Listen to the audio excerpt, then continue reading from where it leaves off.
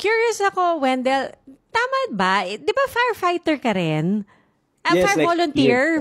yes, fire volunteer. Yeah, Wow. na ano ko. Paano mo napasok yun? I mean, paano mo naisip na gusto mo maging isang fire volunteer? Kasi kami parang pag nagko-cover kami ng sunog, ang hirap talaga ng coverage.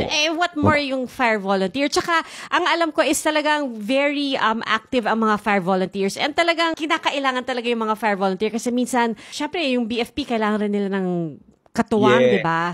Yes. Totoo yan, Miss Pia, no? Ako kasi, na-involve talaga ako dyan with my friends from Manila, from Sampaloc. And this was a pandemic times. At medyo lumuluwag ng konti.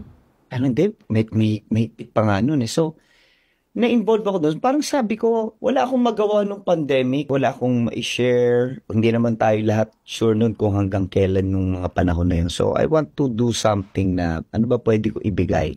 Hindi kasi lahat nabigyan ko ng pandemic, di ba? May mga taong lumapit sa atin, hindi lahat na pagbigyan mo. Kasi hindi mo naman po pwedeng magbigay kung ano man yung needs sila dahil wala naman ako sa posisyon para ako yung magbigay ng mga meron konti. Pero I have to keep for my self also, for my families also. So, ano ba pwede ko ibigay sa kanila ngayon na hindi naman ako politikong tao? Ano ba pwede ko ibigay sa kanila? Sabi ko, nag-ano rin ako na actually na-inspire ako doon sa mga what they call this? Mga frontliners natin. Frontliner. Yes, na-inspire ako sa kanila kasi buhay yung time na yun. Wow. Bibiro ang mundo di ba? So, ang dami kong kaibigan na frontline, may mga nurses, even our policemen, our mga taga-barangay nga lang, hindi na biro yun. So, nag-volunteer ako nung medyo lumuwag tayo sandali, pero naghigpitan na naman, parang gano'n. Nandun na ako, hindi na ako nakaalis doon. And sa part na yun, sabi ko, Lord, ngayon na buhay kami ngayon, ano ba ang pwede kong i-share sa kanila na ano? So, siguro, yun lang yung sa panahon na kaya kong ibigay, yung serbisyo ko, and to inspire also mga kapwa ko voluntaryo. No, I just want to give them this credit na, syempre ako yung bago sa kanila. Kasi Miss Tiang, nakakatuwa, walang pinipili ito eh.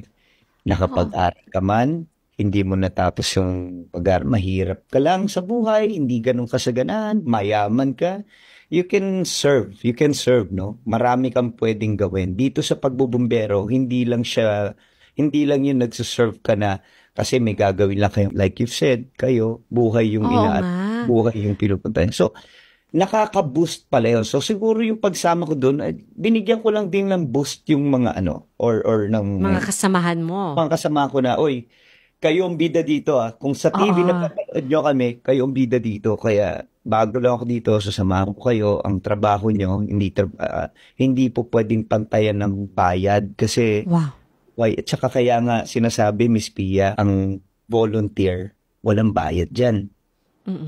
So, pagka nag-alarma na yan, pag may sunog na, or pag may mga emergency na, automatic tao lang yung pupunta, walang sweldo yun, walang hintay na kapalit yun, usually, thank you, which is, I've experienced that, yung ganung pagkaka. Serbisyo lang talaga, no? Oo. Nag-training ba kayo para dyan? I mean, Yes, meron. Hindi siya po pwedeng walang training So, meron siya sa barangay, sa area natin, sa facility. That's why, yun nga yung mga naging it's a different story, no? Yun nga yung sana ma-push na rin ng gobyerno natin kahit paano magkaroon na regular. Kasi even mga bata, no? Pwede kang maging TikToker, pwede kang maging alam mo after school or doon ka sa court nyo or sa labas ng bahay nyo, you can hang out with your friends. Pero pag may magagawa. You can serve. You can serve. Wala tayong tamang facility masyado. Hindi lahat makakapag-training. Kasi yung training niyan, continuous yan